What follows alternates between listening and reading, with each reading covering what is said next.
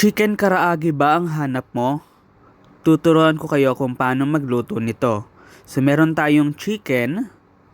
So we have vinegar, soy sauce, minced garlic, sugar, ground black pepper, salt.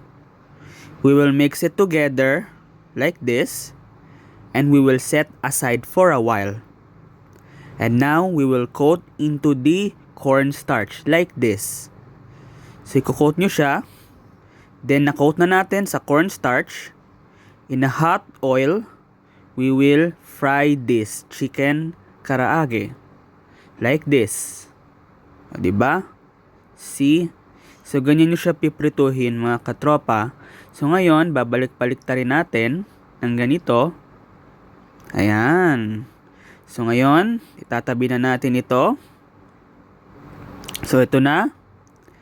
Ready na itong ating chicken karaage. Jom's version. Napakadali lang.